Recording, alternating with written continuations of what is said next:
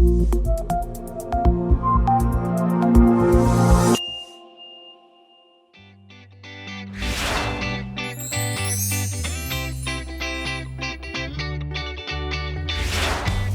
안녕하십니까. 국제기후환경센터의 윤원태라고 합니다. 오늘은 기후변화, 기후위기와 인권에 관해서 살펴보는 시간을 갖도록 하겠습니다. 특히 오늘 이 시간에는 기후변화 전문가의 입장에서 보는 인권에 관해서 우리가 집중적으로 살펴보도록 하겠습니다. 먼저 우리가 기후위기에 관해서 많은 얘기들을 이렇게 하고 있는데요. 특히 2050년에 파리협정에 의해서 2050년에 우리 지구의 상태가 어떻게 될 것인가에 대해서 많은 과학자들이 이 얘기들을 하고 있습니다. 그 중에서 이제 가서 제가 발췌를 해봤는데요. 기후과학자들의 대다수의 과학자들의 의견은 2050년은 지금으로부터 이제 약 30년 남았죠. 지금과는 판약에 다른 그러한 세상이 될 거라고 합니다. 왜냐? 두 가지 이유가 있어요. 첫 번째로는 기후변화 때문입니다. 지금도 기후변화가 굉장히 가속화되고 있고, 그래서 우리가 지금 기후위기라는 단어를 사용을 하고 있지 않습니까? 그리고 두 번째는 바로 우리들이 가지고 있는 과학기술 때문이기도 합니다. 지금 우리가 살고 있는 시대는 가서 4차 산업혁명 시기를 우리가 살고 있잖아요. 벌써 우리들이 가서 제5차 산업혁명 시기라고 가서 얘기들을 하고 있습니다. 특히 우리가 현재 가지고 있는 과학기술 중에서 블록체인이라든지 메타버스라든지 이러한 과학기술들은 우리가 2050년대에는 지금과는 아주 다른 세상에서 살게 해줄 그러한 과학기술, 그 두 가지 이유 때문이라고 보시면 될 것 같습니다. 오늘은 기후위기와 인권에 관해서 살펴볼 건데요. 첫 번째, 우리가 기후라고 여러분들이 다들 들어보셨을 것 같아요. 특히나 이제 비슷한 말이 기상이라는 말이 있고 기후라는 말이 있고, 그 다음에 이제 기후변화, 그 다음에 나온 게 지금 기후위기잖아요. 그러면 여러분들 기상이라는 게 뭔지 아시죠? 기상이라는 것은 지금 현재에, 지금 우리나라 같은 경우는 장마철인데 현재 나타나고 있는 그러한 날씨를 말하는 것을 우리들이 기상이라고 합니다. 그리고 기후라는 것은 1901년에 지질학자께서 아마 이제 가서 정의를 내려놓은 게 가장 오래된 거라고 생각을 하는데, 기후라는 것은 우리가 어느 한 지점에서 장기간 동안의 평균을 내가지고 그 평균 상태를 말하는 것을 우리가 기후라고 말을 합니다. 그리고 그 기후라는 것은 요즘에는 세계 기상기구에서 정의를 내려놓은 것은 그 장기간이라는 것은 30년 동안의 평균을 낸 날씨 상태를 우리가 기후라고 표현을 합니다. 그러면 이제 우리가 그러면 기상이나 기후변화가 상당히 비슷해서 헷갈릴 수가 있는데요. 우리 사람의 성격하고 이렇게 비교를 했었을 때 기상이라는 것은 뭐라고 우리가 비교를 할 수가 있을까요? 기상은 그때 그날의 기분을 갖다가 우리가 기상하고 비교를 해볼 수가 있겠습니다. 그럼 기후라는 것은 우리가 비교했을 때 뭐라고 비교를 해볼 수가 있을까요? 바로 우리가 가지고 있는 특성, 그 사람이 가지고 있는 특성들이 있잖아요. 그 사람이 가지고 있는 성격, 저 사람은 성격이 유하다, 아니면 저 사람은 성격이 급하다, 이러한 나름대로의 개개인의 성격들을 가지고 있잖아요. 그럼 기후변화는 우리가 뭐라고 정의를 내릴 수가 있을까요? 기후변화는 답은 나와 있죠. 그죠? 우리가 기후라는 걸 성격이라고 말을 하니까는 기후변화는 바로 성격의 변화라고 우리가 비교를 할 수가 있을 것입니다. 근데 우리들 옛날 속담에 그런 게 있잖아요. 저 사람의 성격이 변하면은 죽을 때가 됐다라는 그러한 얘기들이 있습니다. 그래서 우리의 지구의 상태가 지금 기후변화가 굉장히 가속화되고 있는 상태. 그래서 우리하고 비교를 해본다면 바로 지구 자체도 굉장한 위험한 상태에 빠져 있다라고 우리가 볼 수가 있겠습니다. 그러면 우리가 오늘 기후위기와 인권이라면 누구나 한 번쯤은 들어보셨고, 인권이라는 게 뭔지는 다들 알고 계실 줄이라고 믿고 있어요. 인권이라면 말 그대로 사람, 누구나 차별 없이 기본적으로 우리가 누려야 되는 권리를 갖다가 쉽게 말해서 우리가 인권이라고 합니다. 우리가 더 이상 인권에 대해서는 알 필요가 없어요. 우리 사람이라면 누구나 평등하게 누려야 될 기본권입니다. 기본적으로 타고난 권리. 이건 누구에게 양보할 수도 없고 줄 수도 없고 그러한 권리를 가서 우리가 인권이라고 표현을 합니다. 그래서 이 인권을 기후변화하고 연계해가지고 기후위기 시대의 인권은 어떻게 변하고 있나를 우리가 살펴보도록 하겠습니다. 먼저 그럼 기후변화는 어떻게 진행이 되고 있는가를 살펴볼 건데요. 올해 여러분들 다보스 포럼이라고 가서 아시죠? 올해 다보스 포럼에서 그 다보스 포럼에는 스위스에서 열리는 포럼인데 거기에는 이제 세계의 리더들이 와가지고 여러 가지 경제에서부터 시작해가지고 기후 환경 문제까지 여러 문제들을 논의를 하고 있잖아요. 그 세계 리더들, 그 자리에 모인 세계 리더들에게 설문을 했어요. 지금 지구의 상태가 어떻다라고 생각을 하십니까? 라고 설문을 했더니 84%가량의 세계 리더들이 지구는 걱정스러운 상태이다. 염려스럽다. 그래서 굉장히 네거티브한 답변을 주셨습니다. 물론 10%가량의 긍정적인 답변을 주신 분도 계셨지만은 그러면은 지구가 왜 이렇게 위험한 상태고 염려스럽고 걱정스러운 상태에 있을까요? 라고 물어봤습니다. 그 요인이 무엇이라고 생각을 하십니까? 하고 다시 설문을 해봤어요. 그랬더니 10가지를 갖다가 그러니까 앞으로 그러니까 지구가 염려스럽고 걱정스러운데 그럼 10년 안에 닥칠 지구의 위험은 뭐라고 생각을 하십니까? 10가지만 뽑아주세요. 라고 설문을 드렸더니 저기 여러분들이 보시는 게 지금 10가지 나와 있는 겁니다. 1, 2, 3번이 기후변화에 관한 것들이에요. 첫 번째가 기후행동의 실패. 두 번째, 기후변화는 이런 악기상이나 자연재해를 동반하잖아요. 그래서 저런 악기상, 그리고 종의 다양성 손실, 이런 식으로 1, 2, 3번이 전부 다 기후변화에 관련한 것이었습니다. 그래서 10년 안에 지구를 위험에 빠뜨릴 요소들의 기후변화가 가장 큰 요소라고 답변들을 했어요. 그러면 시기적으로 이러한 지구를 위협하는 요소들이 그러면 시기적으로 앞으로 2년 후에는, 앞으로 5년 후에는, 앞으로 10년 후에는 가장 큰 위험이 뭐라고 생각을 하십니까? 라고 다시 설문을 했어요. 그랬더니 2년 안에, 올해 저기로 설문을 했으니까 2년 안에 가장 큰 위협이, 지구를 위협하는 가장 큰 위협이 뭐냐? 악기상이라고 대답을 했습니다. 그리고 세 번째로는 기후행동의 실패라고 저렇게 가서 설문에 답을 해줬거든요. 그래서 악기상으로 인해서, 그러니까 기후변화는 항상 자연재해나 악기상을 동반하고 있잖아요. 그 악기상에 의한 피해가 31%가량이 될 거라고 그렇게 이제 가서 대답을 해주죠. 근데 재밌는 것은 그러면 5년 안에, 2년에서 5년 안에 가장 우리를 가서 위협할 수 있는 그러한 요소는 무엇인가 그랬더니 첫 번째로 기후행동의 실패를 들었습니다. 그리고 이제 물론 두 번째가 악기상이라고 대답을 해주셨거든요. 그리고 10년 안에는 첫 번째가 다시 기후행동의 실패예요. 그리고 악기상이 두 번째입니다. 그래서 여기서 보면은 재미있는 게 첫 번째 2년 안에는 악기상으로 인한 자연재해로 인한 그렇게 피해가 심하겠지만은 2년, 5년 안에는 그때부터는 우리가 기후변화에 대한 대응을 제대로 못했을 때 나타나는 리스크가 굉장히 크다라고 이렇게 답변을 해 주셨습니다. 그러면은 가장 중요한 질문이에요. 우리가 왜 기후변화를 이렇게 가서 두려워하는 걸까요?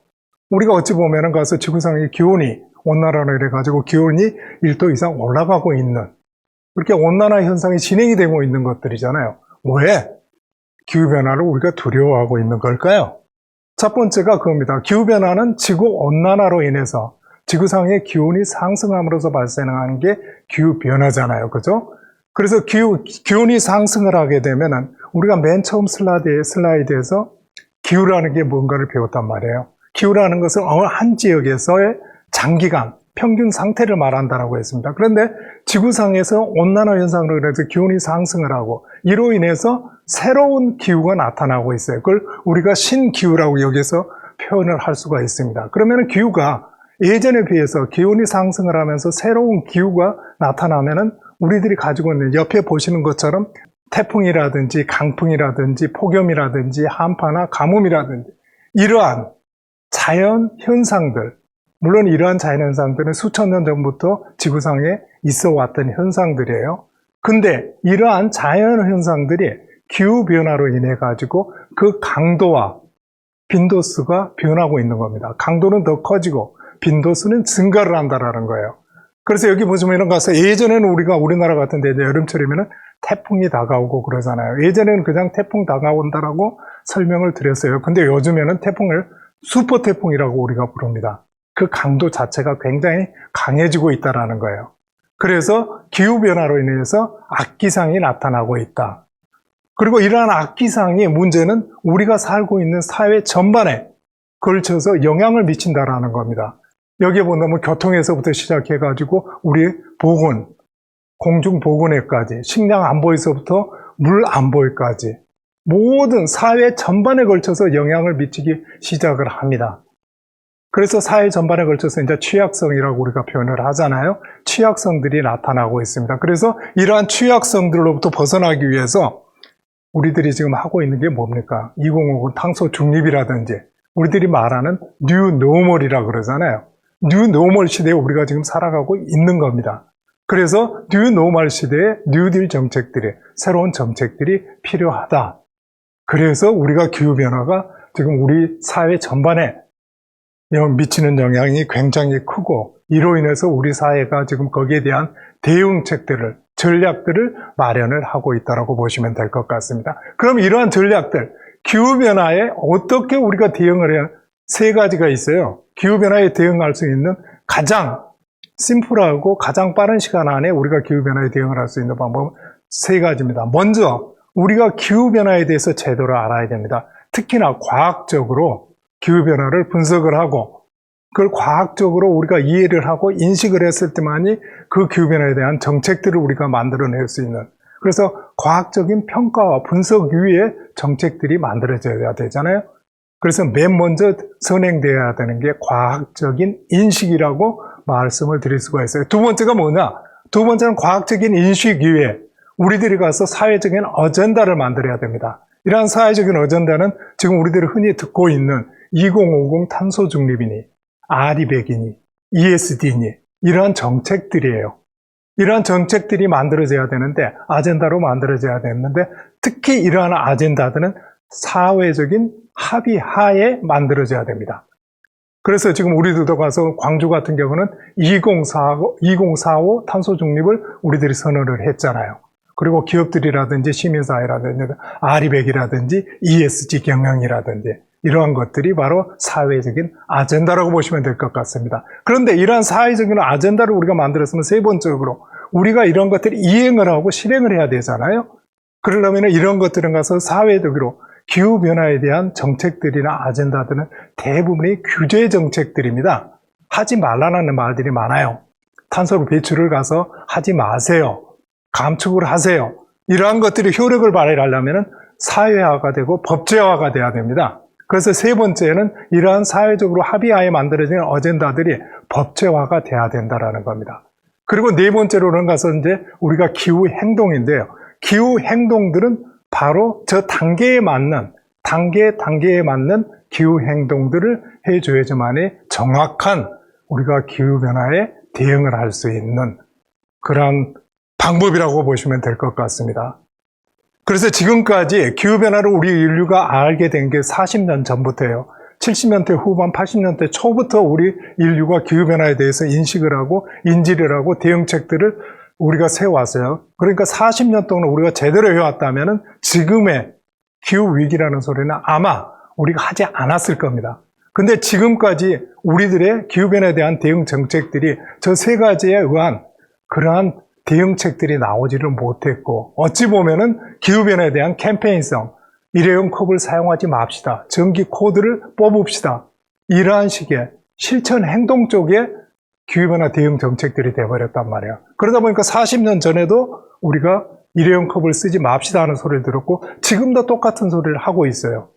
그러다 보니까 기후변화는 가속화되고, 제대로 된 대응 정책들이 나오지 않았다라고 보시면 됩니다. 나중에 그 증거는 제가 다시 한번 보여드리도록 하겠습니다. 그러면 우리가 과학적으로 기후변화를 인식을 하려면 지금 이제 저게 여러분들이 보시는 저 그래프가 바로 가장 지구상에서 오래된 과학적으로 만들어진 그래프라고 보시면 되는데요. 남극의 빙하를 가서 뚫어가지고 거기에 있는 얼음을 보링을 해가지고 그걸 분석한 그러한 그래프입니다. 그래서 지금 현재로부터 80만 년 전에서부터 기후 대기 중에, 그러니까 지구상의 대기 중에 이산화탄소가 얼마나 있었는가를 분석한 그래프거든요. 그럼 지금 여러분들이 보시는 것처럼 한가운데 이렇게 노랗게 점선이 있잖아요. 저 점이 바로 지금 대기상의 이산화탄소 농도가 300ppm을 가리키는 선입니다. 지금 현재 우리 전 지구의 이산화탄소는 가서 우리가 기후변화의 주범이라고 우리가 얘기를 하잖아요. 그 기후변화의 주범인 이산화탄소 농도가 지금 현재 얼마나 되는 줄 아십니까? 지구상에? 오늘 제가 보고 왔는데 나사 사이트에 들어가 봤더니 약 418ppm을 넘고 있더라고요. 그래서 지금 현재는 418 지구 대기상의 이산화탄소 농도가 418ppm 정도라고 보시면 됩니다. 그런데 과거 80만 년 동안의 저 그래프를 보시면 단 한 번도 지금까지 단 한 번도 대기 중에서 이산화탄소 농도가 300ppm을 넘은 적이 단 한 번도 없어요. 근데 지금 400ppm을 넘었단 말이에요. 지금 418ppm이라고 그랬잖아요. 400ppm을 넘은 적이 지구상에 저기에서 보시면 안 나와 있지만은 2015년에 전지구 평균 이산화탄소 농도가 400ppm을 넘기 시작했습니다. 근데 여러분들 우리들이 여기서 알아야 되는 게 400ppm이라는 게 그럼 과연 뭘로 의미하는 걸까요? 그냥 숫자에 불과하잖아요. 300ppm이냐 아니면 400ppm이냐. 그런데 우리가 가서 비교를 해볼 수가 있는 게 지구 대기상에서 이산화탄소 농도가 400ppm을 넘은 적이 딱 한 번 있었는데 그때 지금으로부터 약 300만 년 전이에요. 300만 년 전에 지구상의 이산화탄소 농도가 400ppm을 넘었습니다. 그때 당시에 지구상의 상태가 어땠나? 그러면 지금 기온은 전지구 평균 기온은 지금 현재보다도 2도에서 3도가량 높았다라고 해요. 그리고 여기에서 보시는 것처럼 기온이 올라가게 되면 해수면이 상승을 하잖아요. 이 해수면은 지금보다도 10에서 20m가량이 더 높았다라고 합니다. 그리고 북극 지역에 있는데 그린랜드라고 있잖아요. 그린랜드에는 지금 이제 빙하나 만년설밖에 눈이나 얼음밖에 없는 지역인데 그때 당시에는 울창한 침엽스림으로 뒤덮여 있었다라고 합니다. 이게 바로 400ppm이 의미하는 그러한 거란 말이에요. 근데 지금 현재 418ppm을 넘고 있다라고 말씀을 드렸습니다. 그러면은 대기 이산화탄소 농도하고 대기 온도하고는 어떤 상관관계가 있을까요? 저기 보시는 것처럼 저 빨간 선이 바로 대기 80만 년 전에서부터 지금까지 대기의 평균, 지구상의 평균 기온이에요. 우리가 단순하게 저 그래프를 보시면은 대기 중에 이산화탄소 농도가 상승을 하면은 기온도 같이 상승을 했어요. 그죠? 그리고 이산화탄소 농도가 하강을 하게 되면은 기온도 같이 하강을 했단 말이에요. 그래서 계속 똑같은 경향으로 같이 움직여오고 있습니다. 근데 문제는 여기서 보시는 것처럼 여러분들이 보시기에 맨 오른쪽에 있는 지금 현재 이산화탄소 농도가 418ppm을 넘고 있어요. 그러면은 저 그래프의 80만 년 동안에 저 경향을 유지해온 대기 평균 기온 그래프를 보시면은 저 그래프도 같이 상승을 해야 되지 않을까요? 이게 가서 과학적인 예단이라고 추론이라고 말씀을 드릴 수가 있는데요. 실질적으로 관측 자료를 보시면은 지금 현재입니다. 이거는 1880년에서부터 2020년까지 대기 중에 이산화탄소 농도와 기온인데 대기 기온이 이산화탄소 경향하고 똑같이 가고 있잖아요. 그러면은 바로 대기 중의 기온은 이산화탄소에 따라서 농도에 따라서 같이 상승을 할 거라고 보는 게 타당하다고 생각을 합니다. 그러면은 우리 지구는 동그란 구로되어 있는 지구잖아요. 여기에서 그러니까 어느 지역에서는 지구 온난화라든지 기후변화나 이런 것들이 더 심하게 나타나는 지역이 있을 거고 덜 심하게 나타나는 지역이 있을 건데 저 그래프를 보시면은 지구상에서 온난화가 가장 심한 지역이 어디예요? 바로 북극 지역입니다. 북극 지역에 보시면 빨갛게 되어 있잖아요. 북극 지역은 전 지구 평균의 약 3배가량 지금 기후변화의 속도가 3배가량 빨리 진행이 되고 있는 데가 북극 지역입니다. 그래서 이 북극 지역에 그러면 북극 지역은 우리는 지금 우리나라 같은 데는 뭐 38도선 이하의 우리나라가 중위도 지역에 위치를 하고 있잖아요. 그러면 저기 90도 정도 되는 저기 북극 지역에 온난화하고 우리나라하고는 과연 무슨 상관이 있을까요? 저기 보시면은 굉장히 큰 상관관계가 있습니다. 실질적으로 이제 북극 지역이 춥잖아요. 그리고 중위도 지역이나 열대 지역은 굉장히 따뜻하고, 그러면 추운 지역과 따뜻한 지역에 이렇게 기압차나 기온 차에 의해 가지고 이렇게 경도풍이라는 바람이 불기 시작을 합니다. 그게 바로 우리들이 말하는 편서풍이라 그러기도 하고, 저게 나와 있는 조금 전문적으로는 제트류라고도 우리가 표현을 하고 있잖아요. 근데 저 편서풍이 무슨 역할을 하냐면은 북쪽에, 북극 지역에 있는 굉장히 차가운, 거기는 마이너스 60도에서 마이너스 90도 정도 되는 굉장히 차가운 공기들이에요. 이러한 공기를 북극 지역에 딱 가둬두는 그러한 역할을 하거든요. 근데 북극 지역이 따뜻해지기 시작하면서 온난화가 진행이 되면서 이 편서풍이 약해지기 시작을 합니다. 그리고 저기 옆에 오른쪽에 있는 그림처럼 보시면은 저 편서풍이 약하게다 보니까는 북극 지역에 갇혀있던 굉장히 차가운 공기들이 남쪽으로 흘러내리기 시작을 합니다. 그래서 그렇지만 저 북극 지역이 이렇게 온난화가 됐다라고 하더라도 저건 굉장히 차가운 공기거든요. 저 공기가 중위도 지역으로 흘러내려오기 시작해요. 보통은 저게 이제 가서 세 가지 축으로 내려오는데, 아시아 축이 있고 아메리카 축이 있고 유럽 축으로 보통 세 군데로 이렇게 내려옵니다.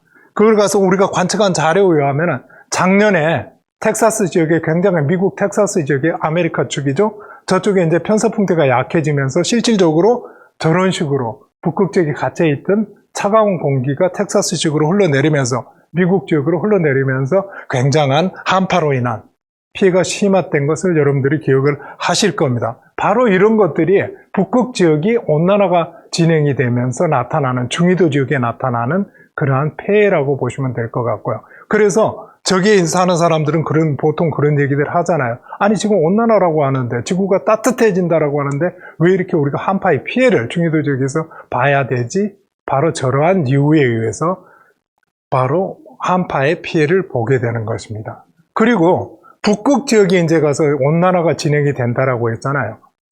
여기에 보시면은 작년 8월 14일에 보시면 아까 이제 그린란드 같은 데는 300만 년 전에 우리가 그쪽 지역에 가서 이제 대기 중에 이산화탄소 농도가 400ppm을 넘으면서 그린란드 지역은 굉장히 침엽스름으로 덮였다라고 그랬잖아요.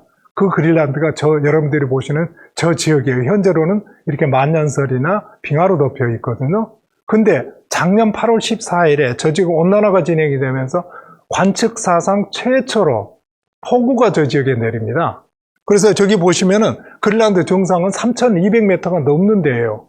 근데 저 지역에 약 70억 톤가량의 폭우가 8월 14일부터 쏟아지기 시작을 합니다. 그런데 여러분들 생각을 해보세요. 눈이나 얼음 같은데 물을 붓게 되면 눈이나 얼음이 굉장히 빨리 녹잖아요. 그래서 보시면은 작년 그때 비가 오면서 그린란드 지역의 그 눈들이, 빙하가 굉장히 빨리 저렇게 많은 양이 녹은 걸 관측 자료에 하면은 우리가 확인을 해 볼 수가 있었습니다. 그래서 이러한 것들이 북극 지역이 따뜻해지면서 온난화가 진행이 되면서 여러 가지 피해들이, 그 외에도 이렇게 온난화가 가속화된다든지, 이러한 굉장히 알베도 현상의 변화 때문에 이렇게 가속화된다든지, 이러한 그 외에도 많은 현상들이 나타나고 있어요. 그리고 여러분들이 IPCC 보고서라고 여러분들 들어보셨을 겁니다. 아마 전 세계적으로 가장 권위 있는 기후변화에 관한 과학적인 보고서라고 여러분들이 생각을 하셔도 괜찮아요. 근데 이번 올해 초에 기후변화 인자가서 AR6라고 기후변화 IPCC의 제6차 보고서가 나왔습니다. 이 보고 계시는 저 그래프는 그 6차 보고서에서 제가 발췌를 해왔는데요. 저기 보시면은 저 그래프가 의미하는 건 뭐냐면은 북극 지역의 해빙이 2050년에는 녹아서 없어진다라는 소리예요. 2050년 지역에는 해빙 제로선하고 만나잖아요. 그래서 대부분의 북극에 있는 해빙들이 2050년대는 녹아서 없어져 버린다라는 소리입니다. 그렇게 되면 우리가 이전에 슬라이드에서 봤듯이 지금의 현재의 온난화 현상으로 인해서도 굉장히 많은 피해가 나타나는데, 북극 지역의 해빙이 녹아서 없어진다면 이건 상상할 수도 없는 그러한 이제 가서 영향들을 우리가 경험을 할 수 있을 것입니다. 그러면은 우리가 기후변화에 관해서 얘기를 했는데 이 부분들은 여러분들이 다들 아실 거라고 생각을 해요. 저게 이제 기후변화의 원인은 우리가 두 가지로 요약을 할 수가 있습니다. 첫 번째로는 자연적인 요인, 그리고 두 번째는 인위적인 요인인데, 자연적인 요인은 쉽게 생각해 볼 수가 있는 게 화산활동이라든지 자전축의 변화라든지, 이거는 가서 우리들하고는 거의 상관이 없는 그런 자연적인 현상에 의한 것들이에요. 근데 현재의 기후변화들은, 기후변화의 원인은 바로 인위적인 것들이잖아요. 쉽게 말해서 우리가 화석연료를 사용하면서 이산화탄소라든지 온실가스를 대기 중에 많이 방출을 함으로써 나타나는 게 이렇게 기후변화라고 보시면 될 것 같아요. 그러면은 이제 유엔에서 가서 정의하는 기후변화 원인 물질이라고 우리가 표현을 하잖아요. 6대 원인 물질이라고 표현을 하는데, 거기 보시면은 이제 규제 대상의 기후변화 원인 물질들이죠. 첫 번째가 이산화탄소, 메탄, 그리고 아산화질소, 수불화탄소, 과불화탄소, 그리고 육불화황이라는 SF6라는 이러한 것들이 이제 6대 온실가스 이제 규제 가스라고 보시면 될 것 같습니다. 그리고 그러면은 이제 우리가 온실가스 규제 대상의 6대 온실가스도 우리가 살펴봤는데, 그럼 우리가 살고 있는 지구 대기상의 대기 구성 성분들을 한번 살펴볼 필요가 있지 않을까요? 우리가 이산화탄소 때문에, 대기 온실가스 때문에 지구온난화가, 기후변화가 발생을 한다라고 했는데, 여기 보시면은 전체적으로 지구 대기의 구성 성분을 보시면 대부분이 78.09%가 질소예요. 그리고 나머지 20.95%는 산소로 이렇게 되어 있습니다. 대부분이 질소와 산소로 구성이 되어 있습니다. 그럼 우리가 말하는 기후변화를 야기하는 기후변화 원인 물질들, 그 중에서도 특히 주범이라고 말하는 이산화탄소의 함량은 얼마나 될까요? 대기 중에서. 지금을 가서 대략 우리가 대기 중에 이산화탄소 평균 농도가 410ppm이라고 놓고 봤었을 때, 저기에 보시면은 이산화탄소가 차지하고 있는, 대기 중에 차지하고 있는 포션은 0.04%밖에 되지가 않습니다. 굉장히 미량 가스예요. 이 미량 가스가 바로 온난화를 야기를 하고 있는 겁니다. 그래서 지구의 대기 구성 성분들을 볼 때 굉장히 미량의 이산화탄소가 지구온난화를 야기하는 지구 시스템은 굉장히 우리들이 생각하는 것보다도 굉장히 민감한 그러한 시스템이라고 보시면 될 것 같습니다. 그러면은 우리가 기후변화를 아주 쉽게 생각을 할 수가 있잖아요. 그러면 우리가 가서 이산화탄소가 지구온난화의 주범이라고 하는데, 기후변화의 주범이라고 하는데, 그럼 우리가 이산화탄소를 배출하는 걸 지금 당장 스탑을 하면은 기후변화는 없어질까요? 기후위기는 없어질까요? 근데 그렇지는 않습니다. 현재 저 그래프를 보시는 것처럼 우리가 현재 이 시점에서 온실가스 방출을 딱 제로 베이스로 만든다라고 하더라도 기후변화는 적어도 50년 동안은 기후변화 관성에 의해서 지속이 된다라고 합니다. 왜? 우리가 기방출한 온실가스들이 지구 대기상에서 지속 50년에서 200~300년까지 지구상의 대기 중에 머물고 있기 때문에요. 하루아침에 없어지지가 않습니다. 그래서 우리가 지금 바로 온실가스의 방출을 멈춘다라고 하더라도 기후변화는 지속이 된다라고 우리가 보셔야 될 것 같아요.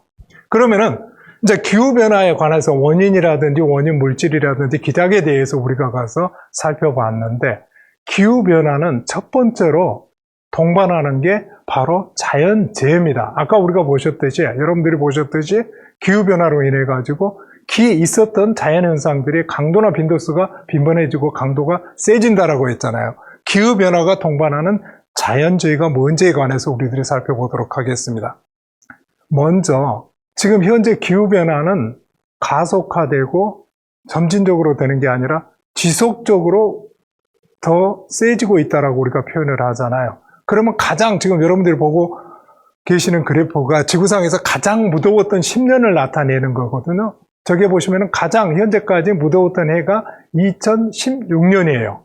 그리고 거기에 동률로, 저기 동률입니다. 1위. 동률로 2020년이 가장 동률 1위를 차지하고 있습니다.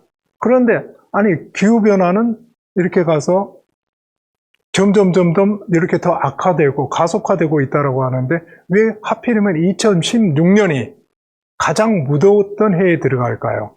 그리고 2021년이 이제 가장 무더웠던 해 중에 6위를 차지하고 있거든요. 왜 그럴까요?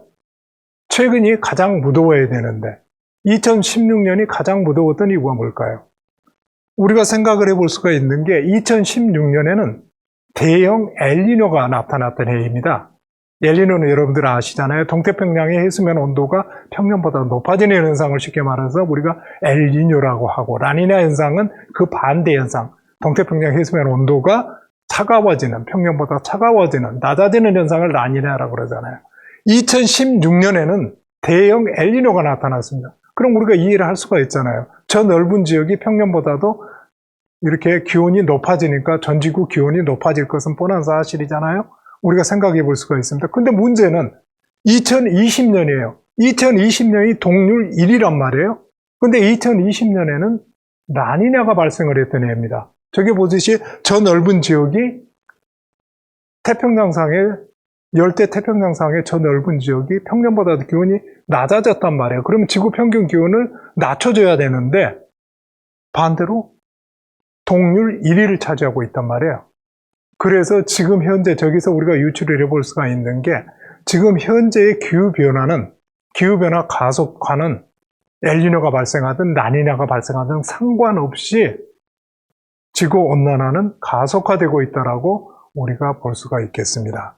그러면은 기후변화가 나타나고 있고 이렇게 온난화가 가속화가 되고 있다라고 하는데, 그러면은 동반하는 건 자연재해라고 했잖아요. 그럼 자연재해가 과연 어떻게 나타나고 있는가를 우리가 볼 수가 있겠습니다. 저기 위에 보시면은 1980년에서 99년까지 과거 20년 동안에 자연재해가 발생하는 그냥 횟수를 평균을 내놓은 거예요. 그리고 그 밑에는 2000년에서 2019년까지 최근에 20년 동안에 나타났던 자연재해의 횟수를 저희들이 통계를 내놓은 겁니다.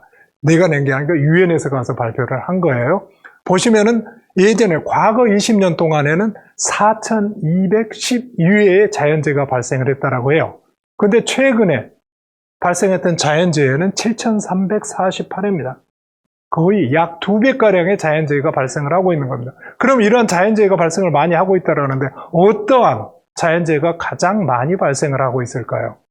저 밑에 여러분들이 보시면은 이제 자연재해라 그러면 한파도 있겠고 폭염도 있고 가뭄도 있고 뭐 홍수 피해도 있겠는데, 저기에 보시면 물로 인한 피해, 홍수 피해가 가장 크게 나타나고 있다는 것을 보실 수가 있습니다. 과거 20년 동안에는 1389회의 홍수 피해가 있었는데 최근에 20년 동안에는 3254회의 홍수 피해가 발생을 했다면 딱 3배 정도가 됩니다.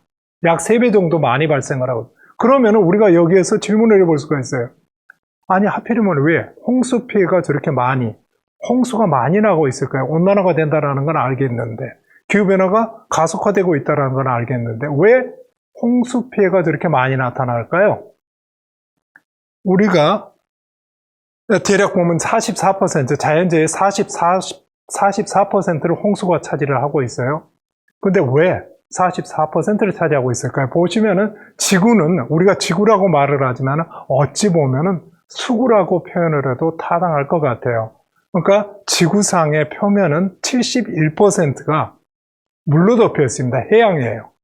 그러다 보니까 지구 대기 중에 지금 온난화로 인해 가지고 대기 기온이 상승을 하잖아요. IPCC 보고서에 보면 1.09도가량이 지금 상승을 했다라고 하는데, 그러면은 대기 기온이 1도가 상승을 하게 되면 해양도 같이 따뜻하게 될 거잖아요. 물은 대기보다는 늦게 데워지지만은 대기 평균 기온이 1도가 상승을 하게 될 때 해양에서 7%가량의 더 많은 수증기가 대기 중으로 유입이 된다라고 합니다.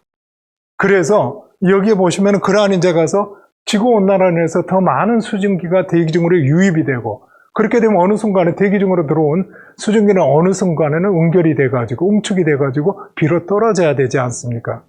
비로 떨어지는 게 예전에 비해서 더 많은 비가 떨어진다는 소리예요.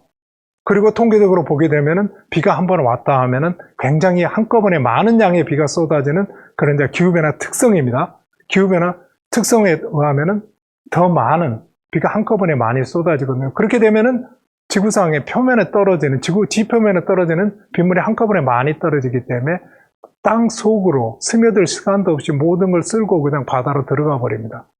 이게 가서 바다에서부터 수증기가 대기 중으로 유입이 되고 이게 땅으로 떨어져 비가 돼가지고 땅으로 떨어져서 다시 바다로 들어가는 것을 우리가 물순환이라고 표현을 해요. 이 물순환은 굉장히 지구상의 모든 생명체라든지 우리들의 생활에 굉장히 기준이 되는 게 바로 물순환입니다.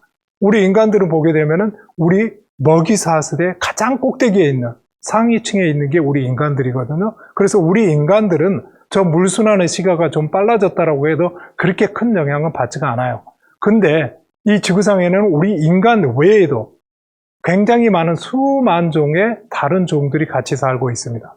저 물순환이 빨라지는 것에 대해서 적응을 못하는 그러한 종들이 쉽게 말해서 멸종을 하고 있다는 거죠. 우리들이 쉽게 생각해 보면 우리가 이제 전남 지역 같은 데는 이렇게 농업이 잘 발달되어 있는 지역인데 우리들이 가서 벼농사를 한다거나 그런 것도 바로 전환, 물순환의 시기에 맞춰 있거든요.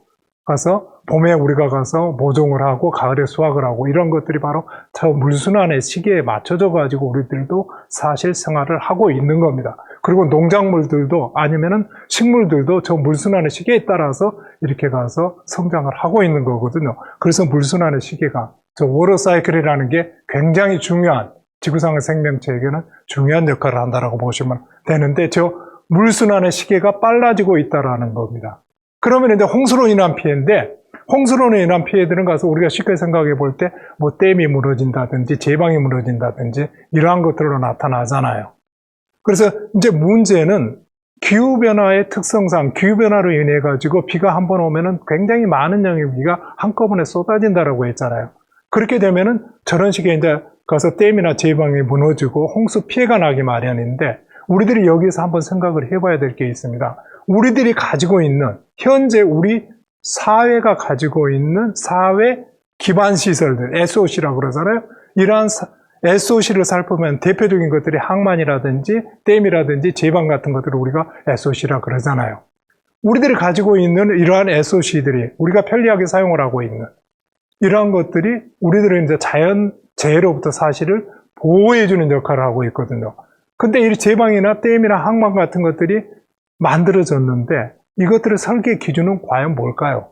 과거의 기후에 따라 가지고 저 설계 기준은 과거의 기후 안정 기준입니다. 100년 동안에 200년 동안에 비가 얼마나 많이 왔는가를 평균을 내 가지고 거기에 견딜 수 있도록 댐을 설계하고 제방을 설계하고 항만을 설계를 합니다. 근데 문제는 기후변화로 인해 가지고 이렇게 비가 와도 한꺼번에 많이 오고 과거의 기후하고는 달라졌단 말이에요.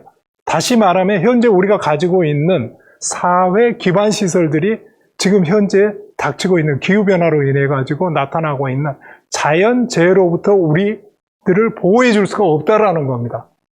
왜냐하면 그 설계 기준이 과거의 안전 기준이기 때문이에요. 그래서 지금 기후변화로 인해서 우리 사회가 정말 갖다 국민이나 시민들을 자연재해로부터 보호하려면 사회 기반 시설들의 재정비가 필요한 시기입니다. 그렇지 않으면 미래에 다가올 아니면 지금 현재 다가올 자연재해로부터 우리들을 저 사회 기반 시설들이 보호를 해줄 수가 없기 때문이에요.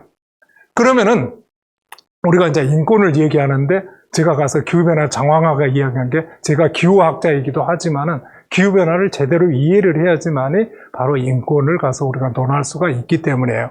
그래서 기후변화가 가져오는 자연재해에 대해서 우리가 살펴봤는데 기후변화의 영향 그리고 인권하고는 어떤 관계가 있는가를 갖다가 살펴보도록 하겠습니다. 기후변화의 영향이라면 대부분이 2차적으로 나타나는 것들이기도 하거든요. 그러고 보면은 이제 가뭄이 오게 되면은 물 부족 현상이라든지 가뭄이 지속됐을 때 식량 안보에 관한 문제라든지 아니면은 기후변화를 해서 해수면이 상승을 해서 해안가에 살고 있는 주민들이 피해를 입는다든지 이런 것들이 바로 기후변화로 인해서 나타나는 영향들이거든요. 보시면 그건 전 세계적으로 볼 때 우리가 기후변화로 인해 가지고 가장 피해를 많이 보는 나라는 어디에 있을까요? 저기 대부분에 보시면은 이제 기후변화에 가장 취약한 10개국을 가서 이렇게 뽑아봤더니 대부분이 아프리카 지역하고 아시아 지역에 분포가 되어 있습니다.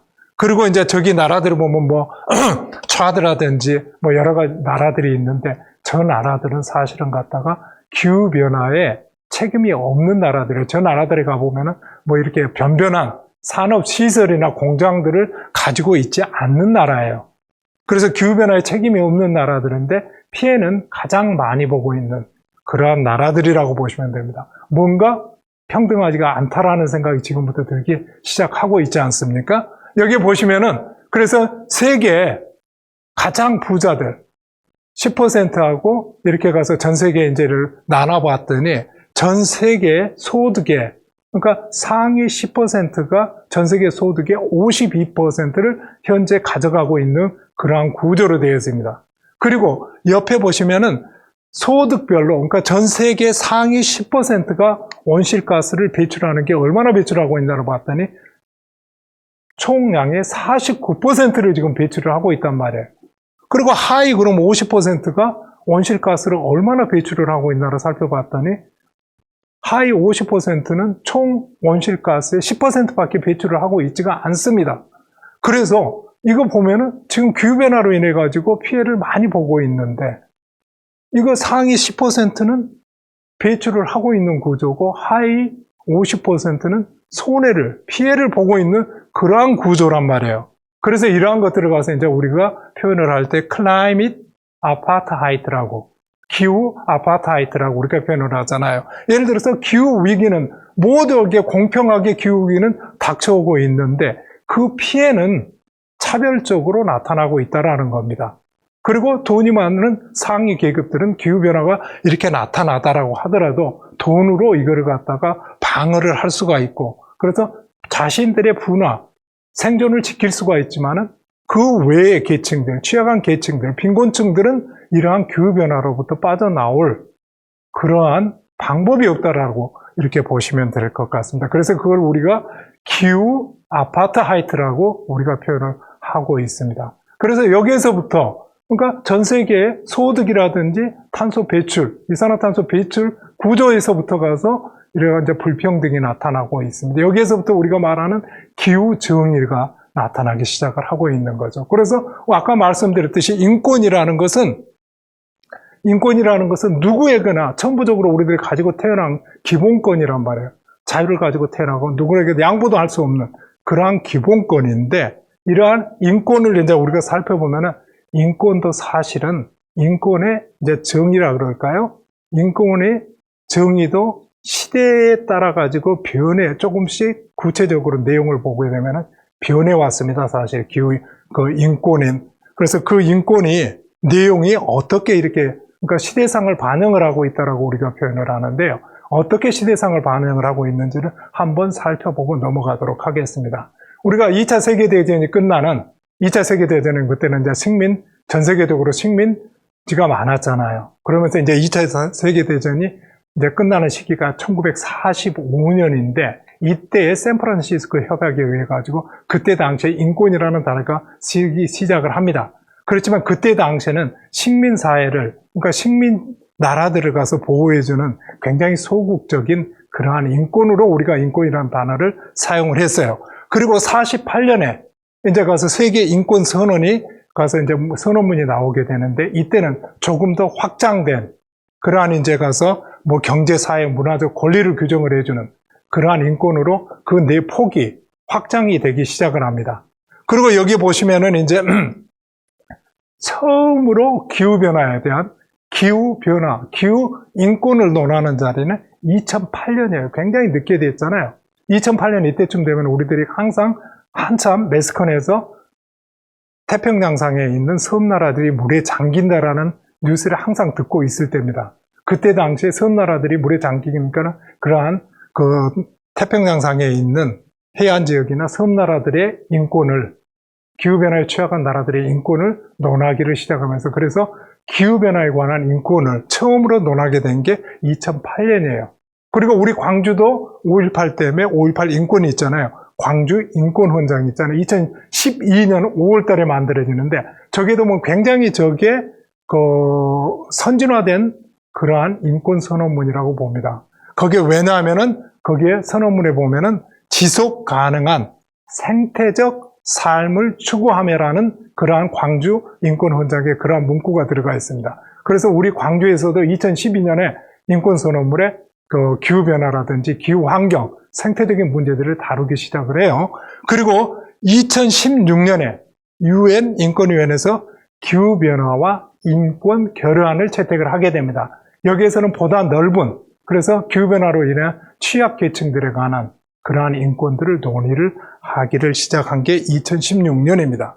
그래서 기후변화가 이제 요약을 해보면 기후변화가 중요한 인권 문제의 하나로 공식화된 게 2008년에 공식화되고 그 다음에 2016년에 유엔은 인권, 기후변화와 인권 결의안을 채택을 하게 됩니다. 그리고 특히 여기에서 기후변화로 피해를 본 가난한 사람들의 인권을 지켜주자라는 그러한 내용이 포함이 됩니다.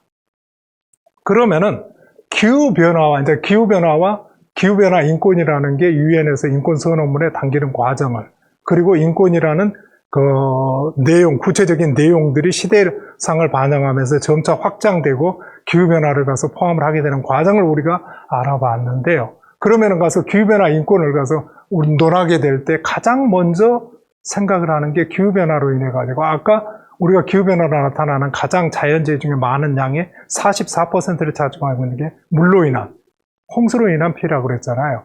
이러한 이제 가서 기후변화로 인해 가지고 난민들이 발생을 합니다. 비가 많이 오게 되면 이제 아니면은 가뭄이 많이 장기적으로 들게 된다든지 사막화가 된다든지 이렇게 될 때 난민들이 발생을 하거든요. 여기는 가서 보시는 것들은 이제 가서 이렇게 홍수로 인한 난민들이 발생한 그러한 사진입니다만은 기후 실향민들이 발생을 하게 됩니다. 자기가 태어났던 지역에서, 살던 지역에서 더 이상 살지 못하고 기후변화로 인해서 다른 지역으로 이주를 해야 되는 그러한 사람들이, 실향민이 발생을 하게 되잖아요. 그래서 이러한 우리가 이제 기후난민이라고 이렇게 표현을 하는데 2018년 기준으로 볼 때 기후난민들이 약 1,800만 명 정도가 발생을 합니다. 유엔 통계에 의하면은. 그래서 굉장히 많은 난민들이 이렇게 가서 고향을 등지고 다른 지역으로, 다른 나라로 이주를 하게 되는 거죠. 그리고 그 이제 나라들로 볼 때 가장 난민들이 많이 발생하는 지역은, 나라는 바로 중국입니다. 중국이 가장 많이 이렇게 발생하는, 중국이 이제 나라가 크고 그러다 보니까 가장 많이 발생한다라고 보시면 될 것 같고요. 그리고 제가 이제 난민이라는 소리를 지금 가서 이렇게 쓰고 있는데요. 실질적으로 기후 난민이라는 소리는 국제법상 존재하지 않는 단어라고 합니다. 왜냐하면은 난민을 정의할 때 난민은 어떠한 가해자가 있어야 되고 아니면은 종교적인 이유나 정치적인 이유로 인해 가지고 더 이상 못 살게 돼 가지고, 그러니까 가해자가 있고 피해자가 있어서 거기서 그 지역에서 못 살게 돼서 다른 나라로 이주를 할 때 이걸 난민이라고 하거든요. 근데 기후 변화는 피해자는 있는데 가해자가 없는 구조예요. 실질적으로 가해자가 있기는 있죠. 그렇지만 이 가해자를 확정을 할 수 없는 그러한 구조입니다, 지금. 그래서 기후난민이라는 이러한 가서 단어를 사용하지를 국제법상 할 수가 없고요. 그래서 기후변화로 인해 가지고, 가뭄으로 인해서, 홍수로 인해서 자기 고향을 등지고 다른 나라로 이주하는 사람들이 이주민 내지는 실향민이라고 포함을 하게 되고요. 그래서 난민들이 국제법상 누릴 수 있는 권리가 있거든요. 그래서 기후변화로 인해 가지고 다른 나라로 이주하는 사람들은 난민으로서의 그러한 지위를 보장을 받지 못하고 있어서 혜택을 보지 못하고 있습니다. 그래서 이중고에 시달리고 있다고 보시면 될 것 같아요. 그러면은 전 세계적으로 기후난민, 일반적으로 그럼에도 불구하고 우리가 이제 기후난민이라는 표현을 쓰고 있어요. 저도 기후난민이라는 소리를 즐겨 씁니다. 그래서 전 세계적으로 볼 때 기후난민들이 발생하는 지역들이 어디냐 하면은 저렇게 노랗게 된 지역들은 이제 가뭄, 사막화로 인해 가지고 난민들이 발생하는 지역이고, 저 빨갛게 된 분홍색으로 되어 있는 지역은 물로 인한 실향민이나 이주민이 발생하는 그러한 지역들이라고 보시면 될 것 같아요. 특히 저런 이제 아프리카 지역 같은 데는 이렇게 이제 가서 저쪽이 아프리카 북부 지역에는 가서 사하라 사막이 넓게 포진을 하고 있잖아요. 이 사하라 사막이 이렇게 기후변화로 인해서 확장이 되면서 난민들이 굉장히 많이 발생하는 지역이기도 합니다. 그래서 우선 이제 난민들이 많이 발생하는 지역들, 기후변화로 인해서 피해를 보는 지역들을 우리들이 이제 가서 남태평양상에 있는 투발루라든지 우리들이 가서 알고 있잖아요. 거기는 해수면 상승으로 인해 가지고 이제 투발루라는 나라는 9개의 섬으로 이루어진 나라인데 지금 현재 2개의 섬이 벌써 물에 가라앉아 가지고 없어졌다라고 하고 있습니다. 이렇게 투발루라는 지역은 평균 해수면이 가서 1m 정도밖에 높이밖에 안 되기 때문에 저런 정도의 해수면 상승으로도 토지가 이렇게 가서 침수가 돼가지고 더 이상 살 수 없는 그러한 구조를 보이고 있습니다. 예를 들어서 저기에 이제 가서 녹색으로 표시된 게 1947년도에 이제 투발루라는 그쪽에 한 개의 섬인데 보시면은 그때 해안선이 조정되어 있는데 2014년에는 빨갛게 된 저 선이에요.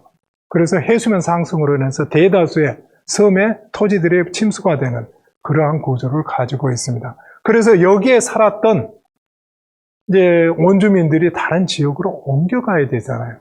더 이상 살 수 없잖아요. 그래서 저기 보시면 이제 재미있는 게 그쪽에 이제 가서 남태평양상에 있는 나라이기 때문에 그 주변국이 호주와 뉴질랜드입니다. 그런데 호주 같은 경우에는 이제 가서 이렇게 투발루에서 이주민들이 가서 호주로 그쪽으로 이렇게 이주를 하려고 하니까 호주에서 저기 나와 있지 않습니까? 호주 이민 장관이 가서 했던 소리가 아니 투발루가 잠기게 되면은 시드니도 잠긴다. 그러니까 오실 필요가 없습니다. 라고 이 얘기를 한 거예요. 그리고 뉴질랜드에서 이제 가서 그러면은 이주민들을 받아주겠다라는데 그 조건이 또 재미가 있습니다. 나이는 가서 45세 이하가 돼야 되고 18세 이상에서 45세 이하인 사람들만을 받겠습니다. 그리고 뉴질랜드에 직장을 가지고 있는 영어가 능통한 사람들만을 받겠습니다. 이게 나이가 많은 사람이라든지 영어를 못하는 사람이라든지 직장이 없는 사람들은 이주를 할 수가 없고 그나마도 1년에 75명만 받겠습니다라는 게 뉴질랜드에서 받으려고 하는 조건이에요. 그래서 지금 우리가 전 세계적으로 볼 때 이렇게 기후 난민들에게 굉장히 각박한 처사가 아닌가 우리가 생각을 해봐야 되는 많은 걸 시사점을 주는 그러한 포인트라고 보시면 될 것 같아요. 그리고 아까 말씀드렸듯이 이제 아프리카 같은 데는 굉장히 많은 피해를 보는 나라들이 있는데 아프리카 지역에 사하라 사막이 있는 걸 우리들이 알고 있잖아요. 이 사하라 사막이 1967년부터 확장을 하기 시작을 합니다. 우리가 사막화가 진행이 된다라고 하잖아요. 이 사하라 사막이 남쪽으로 확장을 하기 시작을 합니다. 그런데 이제 이 사하라 사막의 남쪽 지역을 사헬 지역이라고 표현을 해요. 여기는 가서 많은 유목민들이 목축업을 하고 살고 있는 지역이기도 한데 67년부터 이렇게 사하라 사막이 남쪽으로 확장을 하면서 사막화가 진행이 되니까 여기에 있는 사람들이 급기야 60만 명 정도가 기아로 사망을 하는 사태가 발생을 해요. 그러면서 이제 이러한 사하라 사막이 남쪽 지역으로 이렇게 확장을 하는 이유를 살펴봤더니 저기도 가서 우리가 아프리카 몬순이라고 합니다. 아프리카 저 지역에 비를 내려주는 그러한 기상현상을 아프리카 몬순이라고 인도양에서부터 스키를 가져와서 사하라 사막의 남쪽 지역에 비를 뿌려주는 것을 아프리카 몬순이라고 하는데 이러한 아프리카 몬순 현상이 기후변화로 인해 가지고 없어져 버린 거예요. 비가 안 온다는 소리예요. 그러다 보니까는 이 사헬 지역에 비가 안 오고 사막이 이렇게 현재도 확장이 되고 있습니다. 그래서 저기에서 이제 가서 이렇게 사막화가 진행이 되다 보니까 아프리카 지역이잖아요. 이 동아프리카 지역이 특히나 사막화가 심각하게 진행이 되고 있는데 우리들이 알고 있는 수단에서 발생했던 다프로 분쟁으로 우리가 알고 있을 겁니다. 2003년에서부터 2010년까지 8년 동안 진행되었던 내전이라고 보시면 되는데요. 이게 바로 기후변화로 인해 가지고 사막화가 진행이 되다 보니까 아프리카 수단의 북쪽 지역에 살고 있던 종족들이 더 이상 못 견디고 이렇게 가축을 끌고 가서 남쪽으로 이동을 해요. 근데 이제 문제는 남쪽 지역도 그렇게 가서 사정이 녹록지가 않단 말이에요. 그러다 보니까는 더 이상 오지 마세요. 그러면서 나타난 게 다프로 분쟁입니다. 저 다프로 분쟁으로 인해 가지고 굉장히 많은 사망자가 발생을 했던 UN 통계에 의하면 45만 명 정도가 이렇게 죽었다라는 통계를 본 적이 있어요. 그래서 저 기후변화가 바로 직접적으로 내전으로 비화한 그러한 사태라고 보시면 될 것 같고요. 그 다음에 이제 아프리카 지역은 특히나 가뭄 현상이라든지 기후변화의 피해를 많이 보는 지역이기도 합니다. 특히나 이제 가서 아프리카의 제일 높은 산이 킬리만자로라고 하잖아요. 대략 한 5,800m 정도의 그러한 이제 높이를 가지고 있는 산인데, 거기만 아프리카의 킬리만자로 산 위에는 만년설이 항상 덮여 있습니다. 그리고 이제 여름이 되면 이 만년설들이 녹아요. 녹으면서 킬리만자로의 산자락에 있는 나라들이, 거기에 뭐 케냐라든지 탄자니아라든지 뭐 여러 나라들이 있잖아요. 이 나라들이 가서 여름 같으면 만년설들이 녹으면서 흘러나오는 물을 가지고 식수도 하고 농업용수도 하고 그걸 가서 모았다가 전기도 생산해서 쓰기도 하고. 근데 여러분들이 보시는 것처럼 저 킬리만자로에 있는 만년설이 점차 사라지고 있는 거예요. 맨 위에 오른쪽에 보시면은 1993년에 그나마 가서 만년설들이 있는 사진이잖아요. 근데 2000년대 찍은 사진을 보면 만년설들이 굉장히 많이 줄어들었어요. 2005년 되면은 없어집니다. 저 만년설들이 녹아서 없어져 버리는 거예요. 그러면 저 지역은, 아프리카 지역은 그 안에도 지금 가뭄이, 기후변화로 인해 가지고 가뭄화가 진행이 되고 있는 지역이기도 한데, 그나마 식수를 공급해줬던 만년설 쪽 다 녹아서 없어져 버리는. 그래서 기후변화의 피해가 굉장히 심각하게 나타나고 있는 지역이 바로 동아프리카 지역이라고 보시면 될 것 같아요. 이 동아프리카 지역을 호른 오브 아프리카라고 그러는데, 아프리카, 동아프리카의 뿌리라고 우리들이 표현하는 지역이기도 합니다.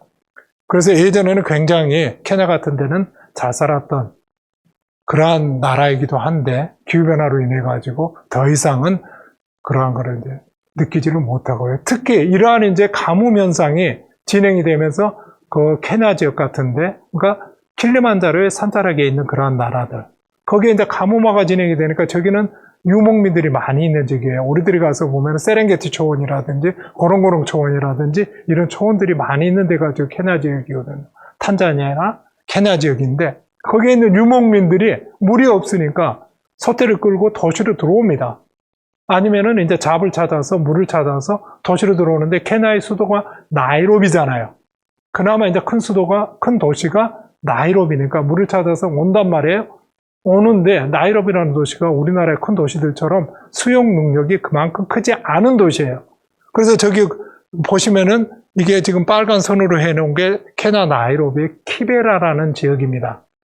저 키베라라는 지역은 결론부터 말씀을 드리면은 기후변화로 인해 가지고 생성된 세계 3대 슬럼가 중에 하나예요.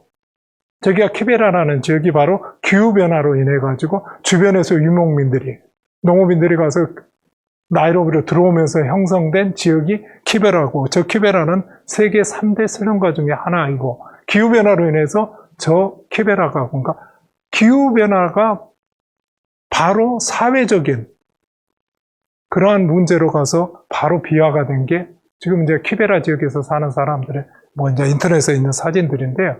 이런 생활을 하고 있다라고 보시면 됩니다. 그래서 기후변화가 바로 사회적인 문제로 비화가 된 그러한 지역이 바로 나이로비의 키베라라는 지역인 거 생각하시면 될 것 같고요. 그리고 그럼 이제 우리들이 살고 있는 지역은 어떤가? 우리들이 살고 있는 지역은 동북아시아 지역이잖아요.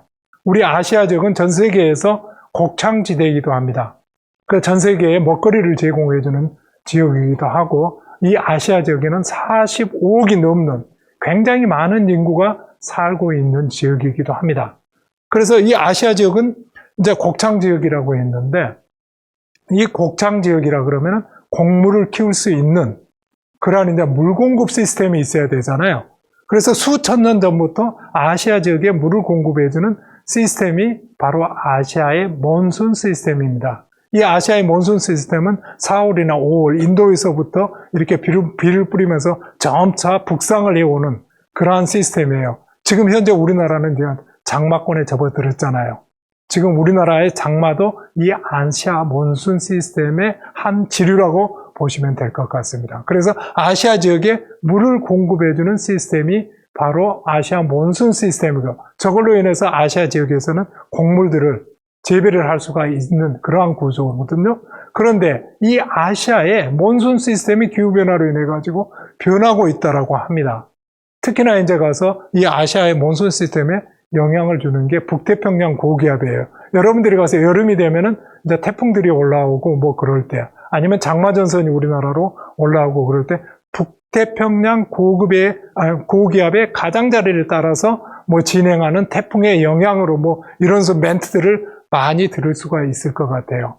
이 북태평양 고기압은 말 그대로 북태평양 지역에 있는 이렇게 에너지 덩어리, 고기압 덩어리를 갖다가 우리가 저 그림에 있는 것처럼 굉장히 힘이 센 에너지 덩어리라고 보시면 되거든요. 근데 가만히 보시면 맨 밑에 있는 그림이 1960년에서 79년까지 북태평양 고기압의 물리적으로 크기를 갖다가 그려놓은 거예요. 그리고 가운데 있는 게 80년에서 99년까지 북태평양 고기압의 크기를 그려놓은 거고 2000년에서 유엔 위에 있는 게 18년까지 북태평양 고기압의 크기를 나타낸 거거든요. 여러분들 하늘을 보시면 북태평양 크기가 점차 커지고 중국 쪽으로 진행이 확장이 되고 있는 것을 보실 수가 있잖아요. 그렇지 않습니까? 그런데 이제 이 북태평양 고기압이 세력이 워낙 세가지고 여기에서 발생하는 이제 열대성 저기압, 우리들이 말하는 태풍이거든요. 이러한 태풍들이 발생을 하더라도 태풍이 저 북태평양 고기압을 뚫고 지나가지를 못하고 이 가장자리를 따라서 이렇게 화살표 방향으로 진행을 합니다. 근데 이 열대성 저기압은 이제 태풍 같은 거를 보게 되면 태풍이 굉장히 바람도 많이 불지만은 비를 동반을 하잖아요. 그래서 물을 사실은 공급을 해주는 거예요. 근데 이 화살표 방향을 보시면 예전에는 그러니까 열대성 저기압이 진행하는 방향이 달라지고 있다는 거 봅니다. 그래서 매년 여름이 되면은 중국 남쪽 지역에서 홍수 피해로 인해 가지고 많은 이재민이 발생한다라는 뉴스를 우리들이 항상 여름이면 듣는 게 바로 저거예요. 북태평양 고기압이 물리적으로 이렇게 확장을 하고 중국 지역으로 확장하면서 열대성 저기압들이 만약에 발생을 하게 되면 중국 지역으로 들어간단 말이에요. 그러다 보니까는 굉장히 비 피해가, 홍수 피해가 많이 나타나는 그러한 구조라고 보시면 될 것 같고요. 그리고 우리나라는 그럼 어떤가? 우리나라도 가서 지금 기후변화로 인해 가지고 물 공급 시스템이 변하고 있습니다. 저게 보시면 1910년대에서부터 현재까지 2010년대까지 매년 비가 오는 날수예요. 왼쪽에 있는 그래프는 비가 오는 날수고 오른쪽에 있는 그래프는 비가 오면은 한번 비가 올 때 얼마나 많은 양의 비가 내렸나를 이렇게 총량을 가서 해놓고 단순 비교를 해놓은 건데 비가 오는 날수는 적어지고 있잖아요. 굉장히 적어지고 있습니다. 그리고 상대적으로 비가 오는 총량은 많아지고 있단 말이에요. 다시 말하면 한 번 비가 오면 엄청나게 쏟아져 버린다라는 그러한 겁니다. 그러니까 비가 조금 알맞게 이렇게 와주면 그렇게 좋을 건데 그러지 않고 비가 많이 오지는 않는데 한 번 왔다 하면 굉장히 게릴라성 폭우라 그러나요? 그러한 폭우로 나타나는, 그래서 우리나라도 피해를 많이 보는 그러한 변화를 겪고 있다라고 보시면 될 것 같고요. 그 다음에 개인적으로 볼 때, 그러면 개인적으로 이제 기후변화라는 게 정의를 내리기가 굉장히 설명하기가 어려운 것 중에 하나이기도 해요. 그러면은 기후변화가 사회적으로 이러한 영향을 끼치는데 개인적으로는 나에게 어떠한 영향들을 미치는가를 보시면 우리가 크게 네 가지로 나눠서 생각을 해볼 수가 있습니다. 기온이 상승을 하잖아요. 폭염, 히트웨이브라고 그러죠. 열파, 엠 피해, 그 다음에 극한기상, 홍수로 인해 가지고 그냥 다 쓸고 내려가는 그러한 기상, 아니면은 이제 가서 미세먼지로 인한 피해, 대기질 악화, 그 다음에 지금 코로나 시대잖아요. 코로나로 인한, 그러니까 기후변화는 항상 전염병을 또한 동반을 합니다. 그 네 가지로 볼 때 우리 개인들이 가서 기후변화로 있는 피해는 이 폭염이 내리게 되면 폭염으로 인해서 열사병, 이로 인해 가지고 예를 들어 2003년 같은 경우에 유럽에 약 7만 명이 사망을 하게 됩니다. 이 열파에 의해서. 그래서 이 기온이 상승을 하면서 나타나는 폭염 현상이죠. 쉽게 말하면. 폭염 현상으로 인해 가지고 저렇게 많은 사망자가 발생을 합니다. 그리고 극한 기상들은 통계를 내기가 애매하긴 합니다만 한번 비가 홍수가 난다든지 그렇게 되면 굉장히 많은 사망자나 사상자가 발생을 하고 재산 피해도 많이 나타나고 있잖아요. 그래서 극한 기상으로 인해서 이렇게 굉장히 많은 개인적인 피해들이 나타나고 있고, 그 다음에 대기질 악화. 우리들이 이제 미세먼지라고 보통 표현을 하는데, 이 미세먼지는 우리가 생각하는 것보다 훨씬 이 문제는 심각해요. 이 미세먼지를 우리가 조용한 살인자라고 이렇게 표현을 하거든요. 이 미세먼지로 인해 가지고 이렇게 년 평균을 내보면 약 700만 명 이상이 조기 사망을 한다라고 합니다. 우리가 가서 코로나로 인해 가지고 우리가 지금 가서 사망자 발생한 것보다 훨씬 많아요. 그래서 미세먼지로 인해 가서 대기질 악화로 인한 저런 이제 가서 피해, 그리고 지금은 이제 기후변화로 인해서 발생되고 있는 코로나처럼 이렇게 가서 질병, 매개 전염병으로 인한 피해들이 우리 개인적으로 겪을 수 있는 그러한 피해라고 보실 수가 있고요. 그러면은 이제 기후변화가 인권을 침해를 한다라고 했는데, 그럼 이제 인권을 가서 세계 인권 선언문은 보통이 아니라 30조항으로 이루어져 있잖아요. 거기에 보시면은 기후변화가 그러면은 심각하게 인권을 침해하고 있는 조항들을 한번 살펴봤어요. 그러니까 세 가지로 요약이 되더라고요. 첫 번째가 생명권을 침해를 하고 있습니다. 기후변화로 인해 가지고 많은 사망자가 나타나고 있잖아요.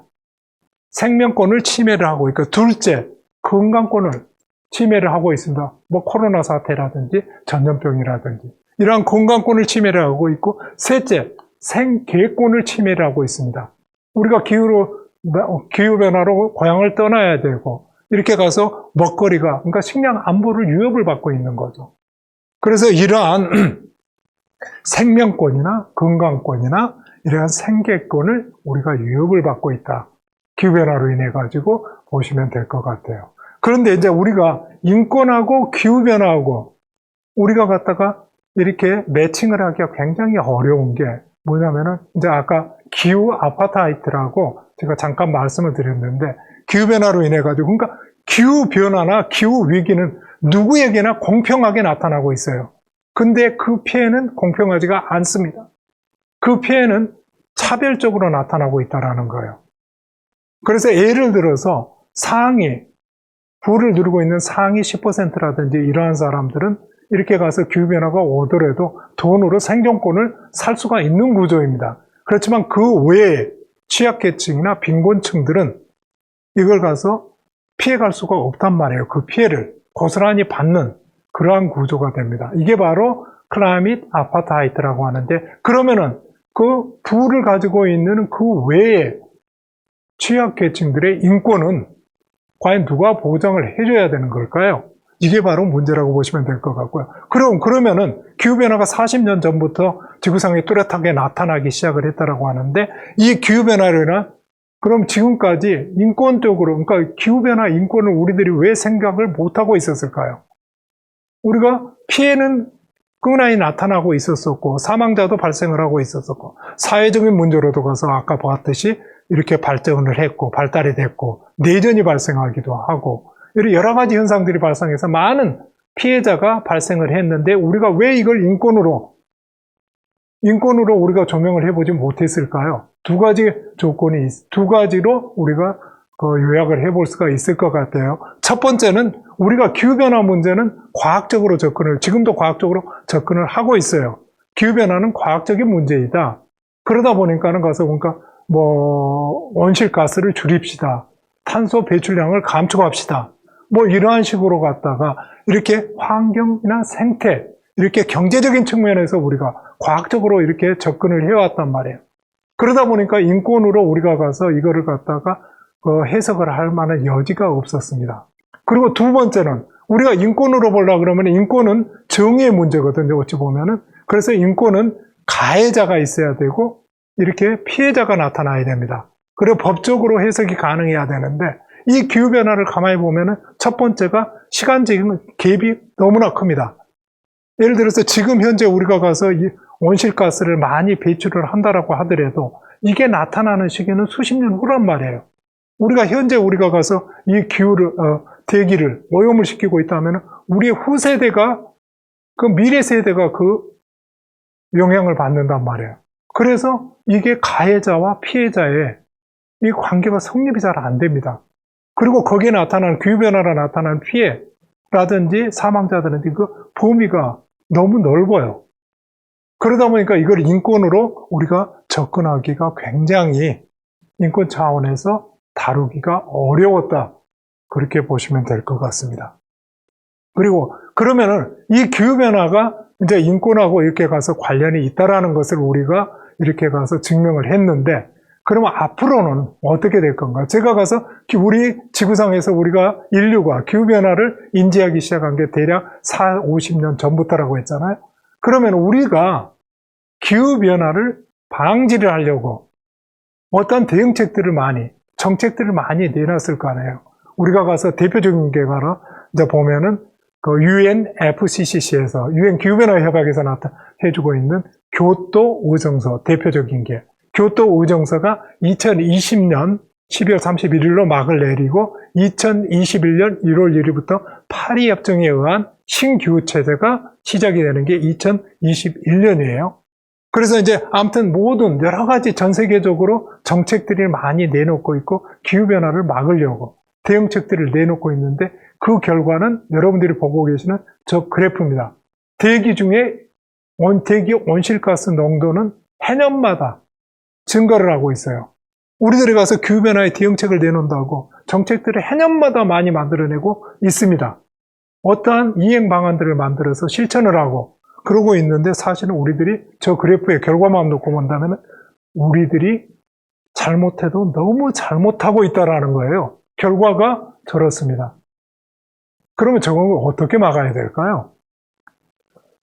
그리고 이제 가서 조금 전에 말씀드렸듯이 이제 그 교토 의정서 체제가 2020년 12월로가 막을 내리고 교토 의정서 체제는 한마디로 말을 하면은 규제 정책으로 일관된 그러한 체제예요. 그러니까 온실가스를 규제를 하자는 그러한 체제가 교토 의정서입니다.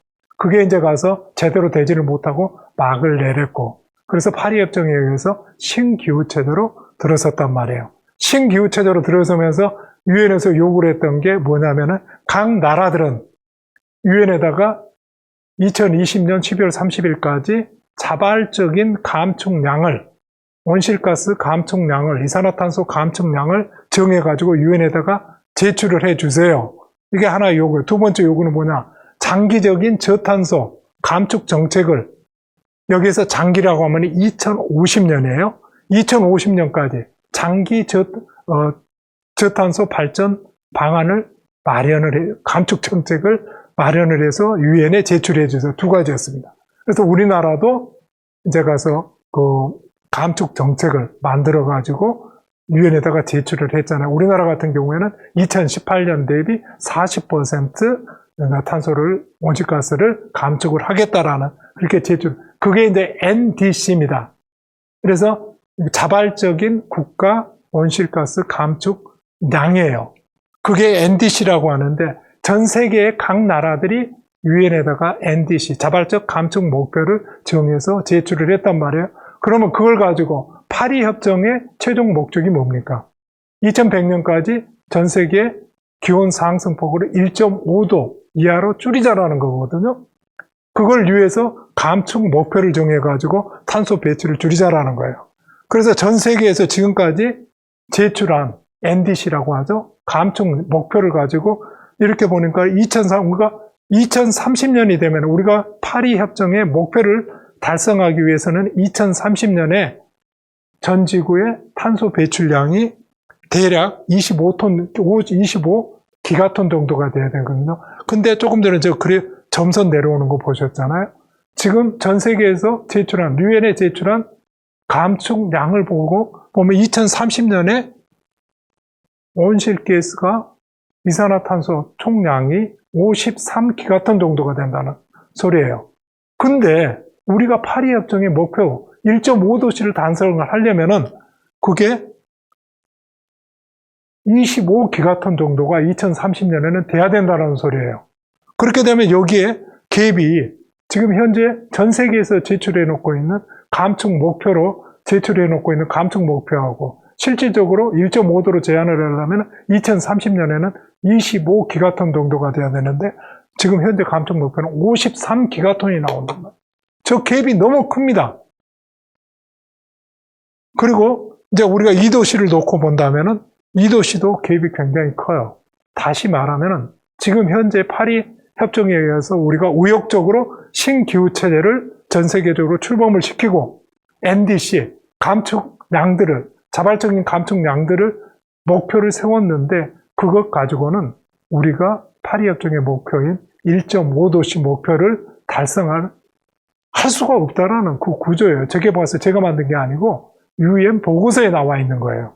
저 갭이 지금 너무나 크다라는 겁니다. 그래서 전 세계적으로 다시 저 NDC를 각 나라들은 저 감축 목표를 다시 정해야 되는 그러한 지금 상황에 빠져 있다라고 보시면 될 것 같습니다. 그리고 우리가 이제 파리 협정에 의해 가지고 장기 저탄소 발전 전략을, 감축 전략을 유엔에다가 제출을 했다라고 하잖아요. 그래서 이제 우리가 2050 탄소 중립 정책이라는 소리를 하거든요. 근데 2050년이 되면은 제가 이제 맨 첫 번째 슬라이드에 전 세계는 지금과는 확연히 다른 그러한 상태가 될 거라고 말씀을 드렸어요. 그래서 마지막 슬라이드인데 보시면 2050년에는 우리 지구의 현재 인구가 79억 명이잖아요. 2050년에는 전 지구의 인구 수는 100억에 도달할 거라고 합니다. 이 인구 수가 100억에 도달하게 되면은 우리는 그 100억의 인구를 매개 살려야 됩니다. 입혀야 됩니다. 재워야 됩니다. 그들이 사용하는 에너지를 공급을 해줘야 돼요. 그래서 2050년 인구가 100억이 되게 되면 현재보다도 식량은 60%가 더 필요하다라고 해요. 그리고 에너지는 우리가 80%가량이 더 필요하다라고 합니다. 그리고 물도 55%가량이 더 필요하다라고 합니다. 이거를 우리는 가서 2050년까지 공급을 해줘야 돼요. 그래서 이러한 과제를 안고 있는 게 지금 현재 우리의 세대입니다. 그래서 이 기후변화로 인해 가지고 기후변화가 가속화되면서 인구 증가에 따르는 물이나 에너지 식량의 가용성이나 안정성에 대한 불안정들이 굉장히 증가를 하고 있고 이러한 것들은 미래에 인권 침해를 정말 심각하게 만들어질 수 있는 요인. 그래서 기후변화가 인권 침해하고 굉장히 불가분의 관계에 있고 연관이 있다는 것을 말씀을 드리고 미래에는 이러한 기후변화가 가속화되기 때문에 인구는 증가를 하기 때문에 인권 침해 현상은 더 심각해질 수 있다고 말씀을 드릴 수가 있겠습니다. 이것으로 제 강의는 마치도록 하겠습니다. 감사합니다.